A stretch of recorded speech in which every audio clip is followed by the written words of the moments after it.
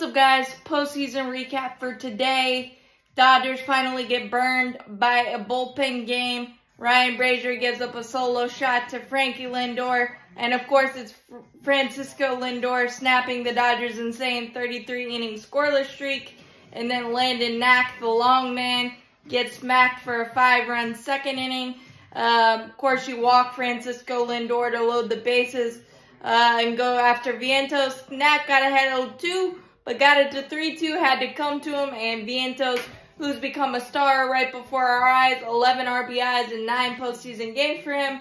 Grand tour, 6-0 for the Mets. Sean Manaea doing Sean Manaea things.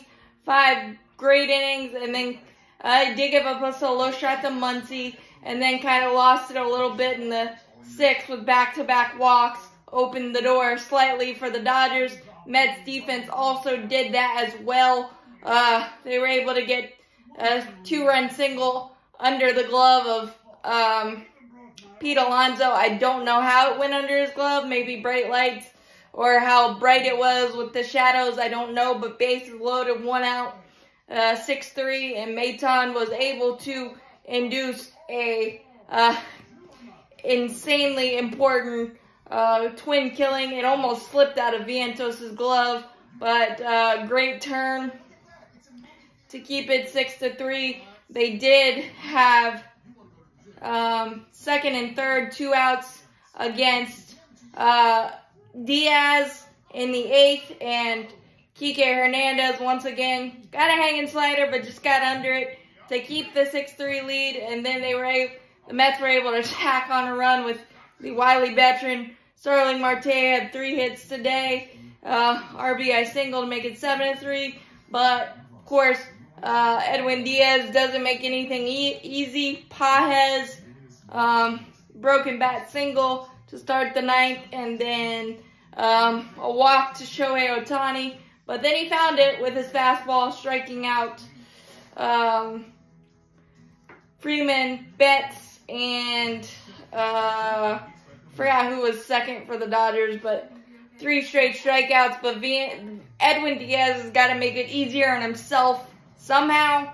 The Dodgers kept fighting, but once one guy struggles in a bullpen game, it kind of falls apart after that.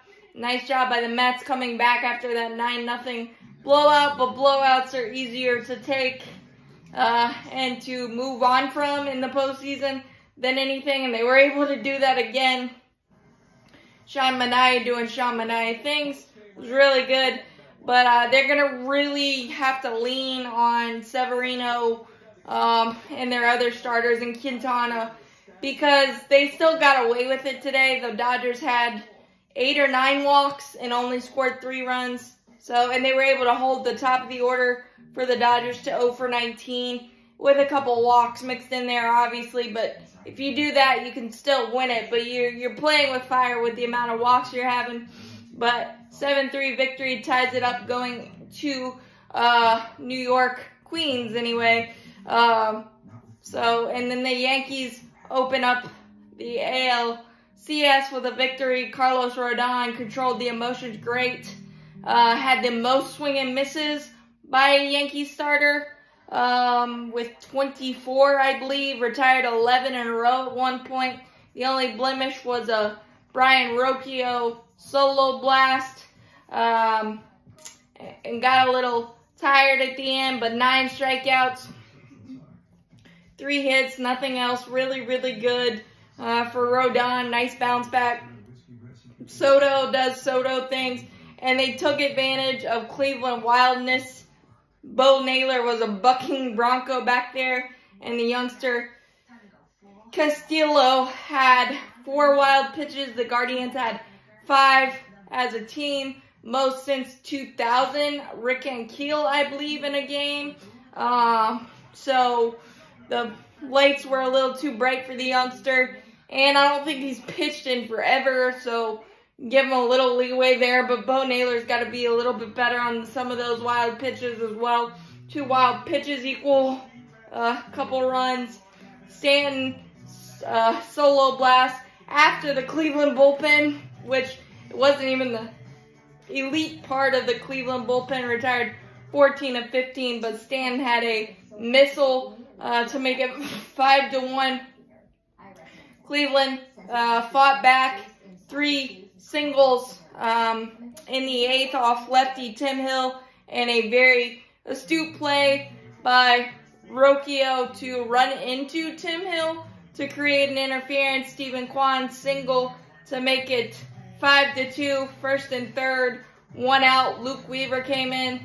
That changeup is diabolical. Strikeout, and he was able to get Jose Ramirez to ground out to end that. He did have a leadoff walk, but then struck out the next 3 in the 9th. Luke Weaver as a closer.